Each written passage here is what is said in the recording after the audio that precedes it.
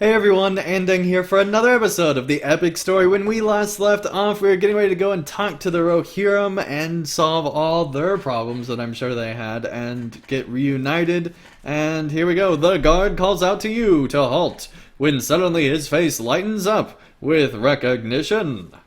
You were a long way from the North March. I did not know that you would respond to the muster of Theoden, but I should have, with no question. I know the king will be glad to see you have arrived. I came at the behest of Harding, though the injury I suffered at the hands of Nerzum still pains me. The Aldor gave me a new steed to replace poor Windfoot, and its gait is less gentle than that of my old friend. Still, my leg is on the mend. I could not refuse Harding's command, and would not, even were both my legs wounded at the one. For now the multitude waits for the king to decide our further course. There is some trouble in our way. While the riders wait on his command, you should speak with some of the men. I am certain the spirits of many will be buoyed to see you again. Alright, we have a long list of people to talk to. Let's get this started. Grimbold. There is some trouble on the road ahead. We meet again, Staftang. Once more on the eve of battle. I have 10 Aerods of men from the Westfold with me, and we ride with Theoden King to the aid of Gondor. Some of these men fought with me at the fords, and still others defended the deep from Saruman's malice. They catch what rest they can before we make to move again. There is some trouble on the road ahead. I heard scouts tell that orcs have blocked the straight way to the Pelennor. The danger does not worry me. Nay, I am worried that dealing with these forces will slow us overmuch, and by the time we reach the White City, it will be filled not with doughty men, but with ravaging orcs. Time is our greatest enemy on this road, Staftang, as ever it was. Alright, Mr. Optimism there. Let's go talk to Moro here. The Elford will prove itself worthy of its reputation. It is good to see you among the soldiers, Staftang. My father and I responded to the muster of Theoden King with as many men as we could find. We have 8 Aerods between us, a fine muster. The Elfward will prove itself worthy of its reputation. I hope to fight alongside my shield brother Eomer in the coming engagement so I can get that captain buff. But that may not come to pass. The marching order is not yet set. But when we come to the Pelennor, he will likely ride to the king's men, and I among the Erlingas. Still, the press of battle will no doubt allow us both much chance for glory. I am certain you will attain no small share of it for yourself, friend Loremaster.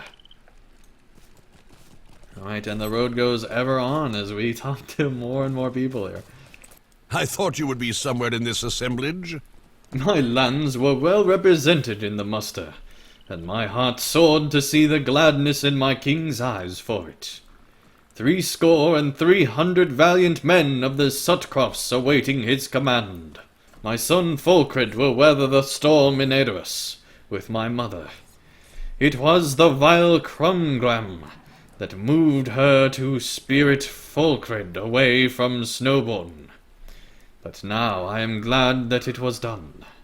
The Lady Erwin will keep them safe, and my wife Elflad has gone after them to wait until the war be done.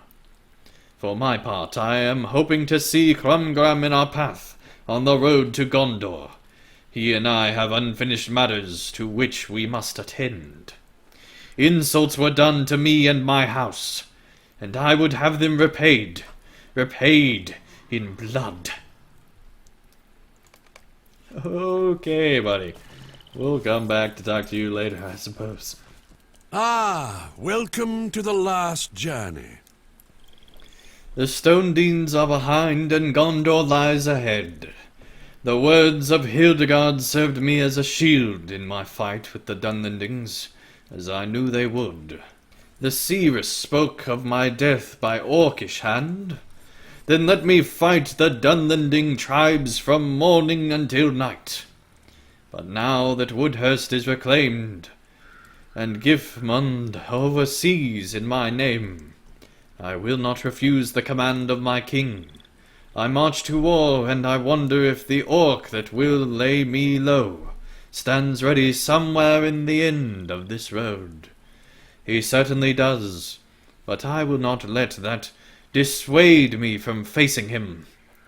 I have prepared my son Hefera for this. If my days are soon to be ended, he knows our duty. Join us and rejoice, Stafting. Glory and honor awaits us. Alright, time to talk to Thrym Redbeard. We have been through much. Stafting, what adventures have brought you to join this assemblage? I have here but one errand, but it is composed of the fiercest warriors in all of Rohan. I stake my honor upon it. We have been through much to come to this company.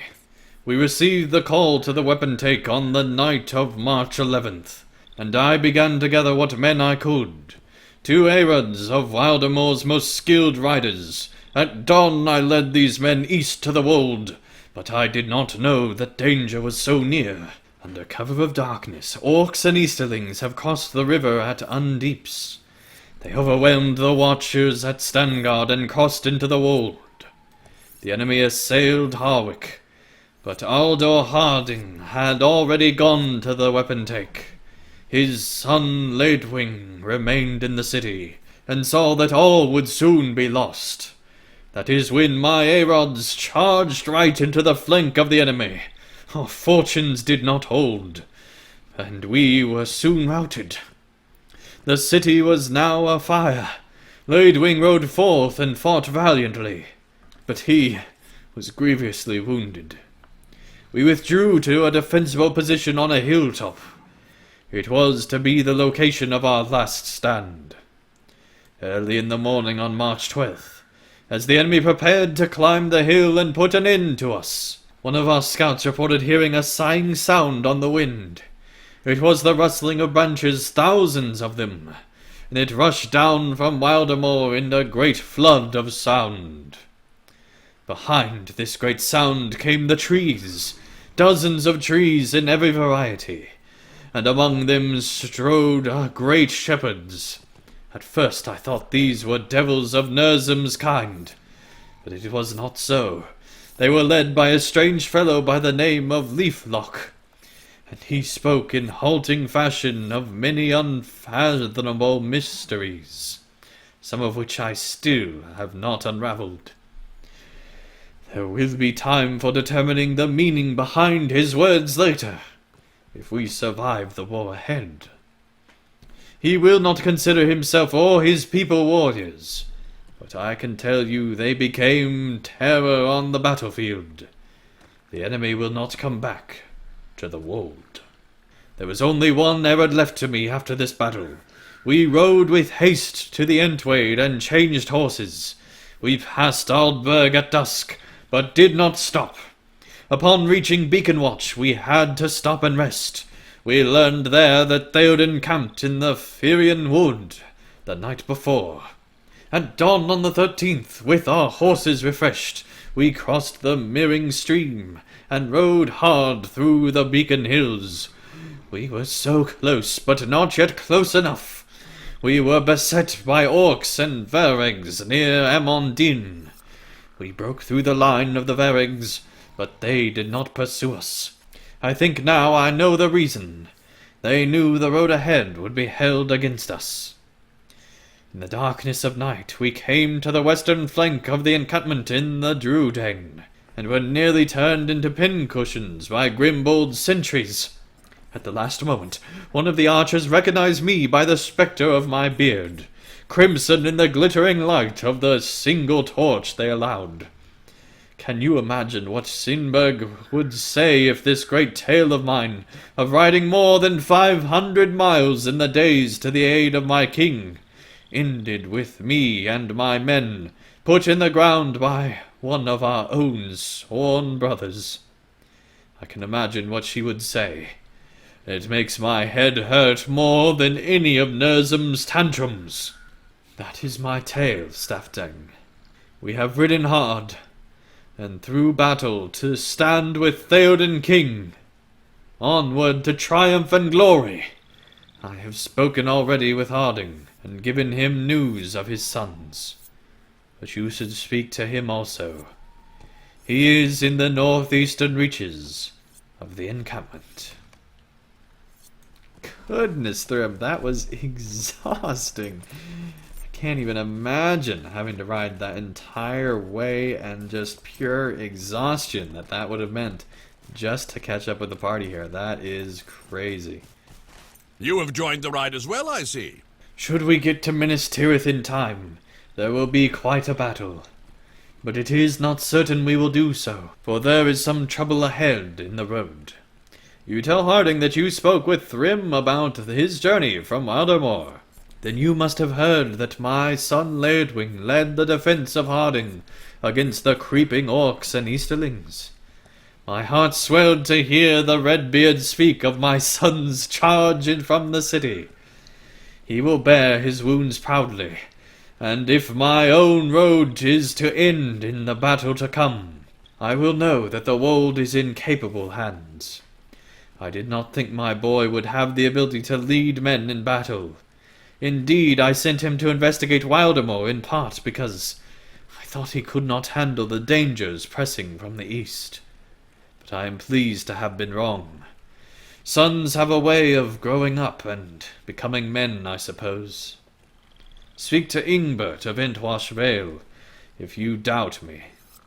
He told me that his own son, Horn, has experienced a similar transformation.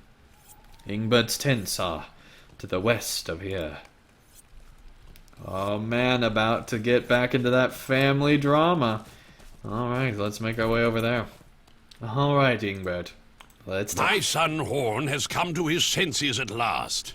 There is a familiar face, though it was not long ago and many miles from here when last I saw it. Staffdeng the Lawmaster. I am delighted to tell you that my son Horn has come to his senses at last. He has had a welcome change of heart, and ridden with the company as he should. And most welcome of all, he has left his wild woman behind. War is calling. Finally, my son will prove he is a man of Rohan.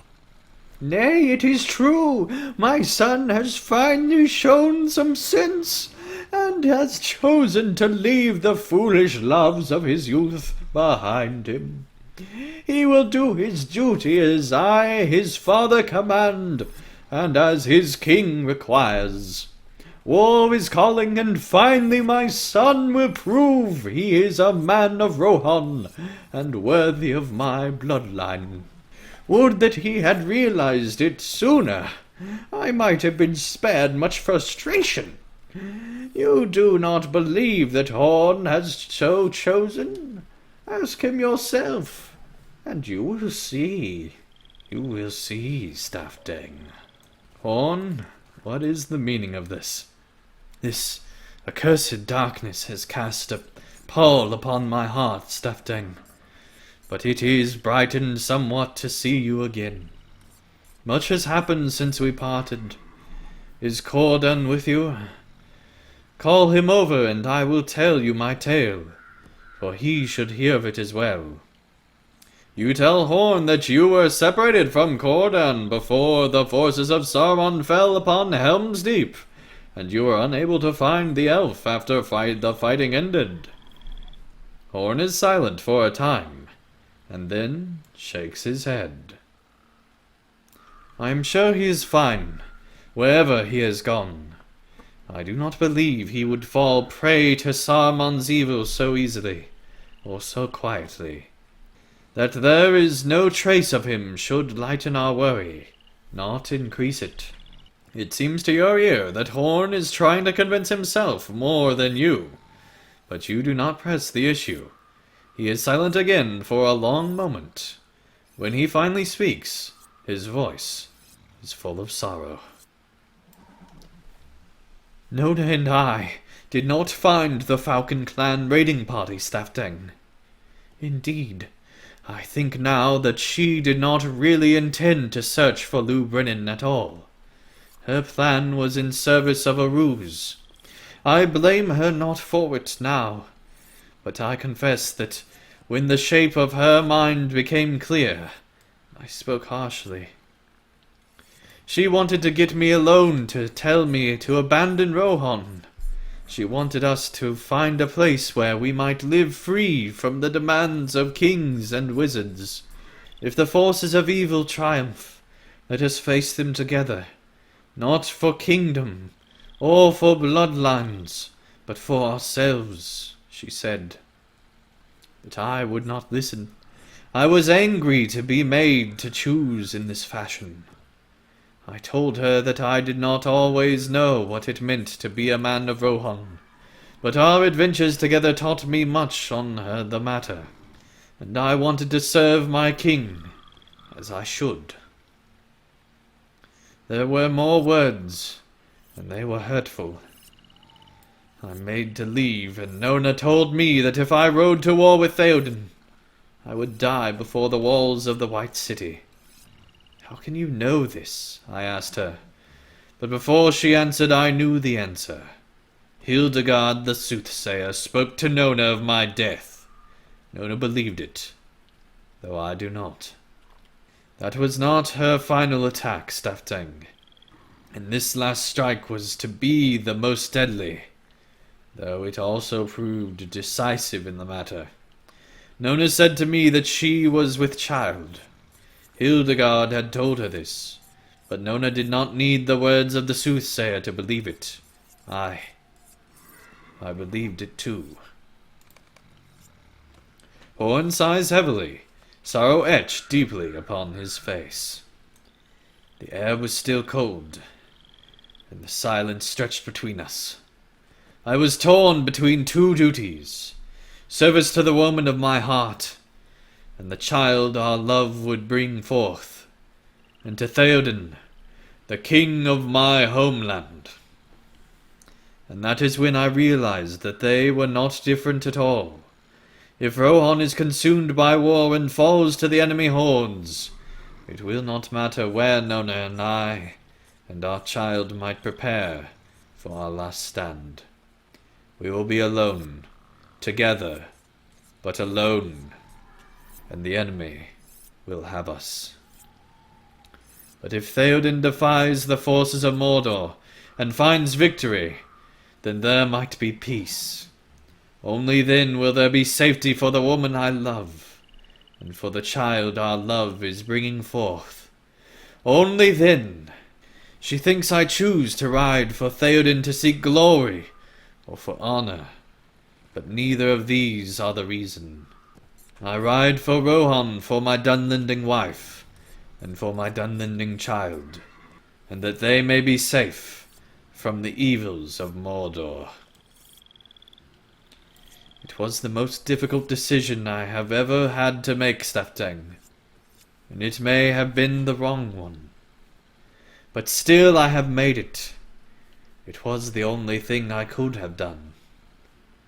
And if it is wrong and Hildegard is right, and I ride to my death in Gondor, far from those I love, well, you have my permission to tell my old music master Gluon that he was right after all.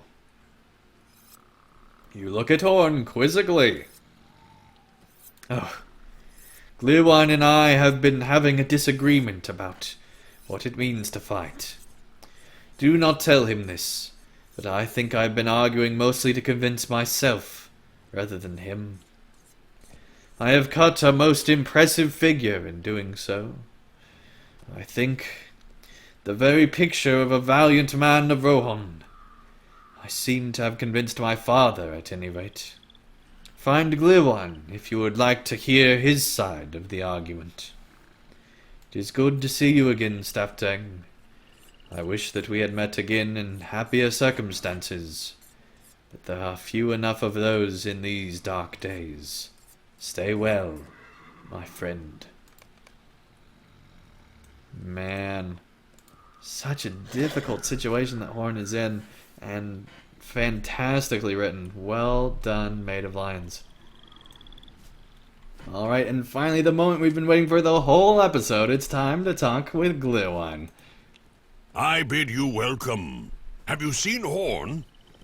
My former student is a knot of confusions, and speaking with you might help him unravel them.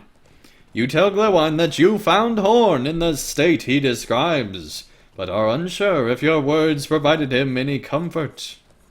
I am glad you tried. I think he is being foolish, and have told him so many times, but he refuses to listen to me.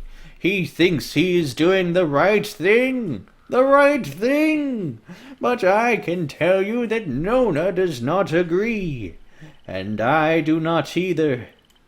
What good will it do her and the child on this way if Horn dies now? Little or none, Staftang. Glory and honor, they will be of little consolation, and no comfort to the family he leaves behind. I am no warrior. I record what befalls the warriors in song, and know all too well what that means. I dress it up in nice clothes, and with pretty words, but still I know it for what it is. Death, and death, and death. Horn is full of pride, like his father Ingbert, and will not be persuaded. He is a man of Rohan, for certain stubborn and hard-headed, thinking always of duty and honor and service. May it not be the death of him. You think that Gluon may have been blinded to the truth of the matter by Horn's blustery words of justification, but you do not correct him. Elfhelm, standing nearby, catches your eye, and your attention. Duty is not always easy. It is not always an easy thing to decide what duty compels us to do. I know of someone who might have something to add to this debate, Staftang. Look for him to the west, if you can control your tongue and keep confidence. Alright, we're going to be finding out what Elfhelm is talking about. Let's go and do just that. Oh, this is awesome. Time to talk to the good folk here, Mary Brandybach, and, of course, Eowyn. Hello there. At last someone will speak to me. I have only had Darnhelm here for company, and he speaks very little. It is almost as if none of the men here can see me. I am almost certainly not supposed to be here. I hope that Theoden will not be cross with me when he finds out. But what was I supposed to do, Staftang? I could not stay behind while all the others have gone off to danger. That has been this hobbit's story almost from the very beginning. Frodo and Sam and Pip, all gone off now, braving danger in strange lands. And I could not let it happen again. I am grateful that Darnhelm saw it fit to help me come along. He has an understanding with Elfhelm, I think. The old marshal is turning a blind eye to my presence here, and I am glad of it. I just hope I am not too much of a burden, on the road or in the battle that is certain to come. I am sick of waiting around. Let us see if we can look at what Theoden is doing. I will use my natural sneakiness to remain out of sight, but I cannot bear not knowing what is going on. The king is meeting with his advisers in a clearing to the southwest. It is not far. Alright, I guess we're gonna find the king and learn what must be done, but that is not till next time. Thank you everyone so much for watching, and I'll see you again real soon for another episode of The Epic Story.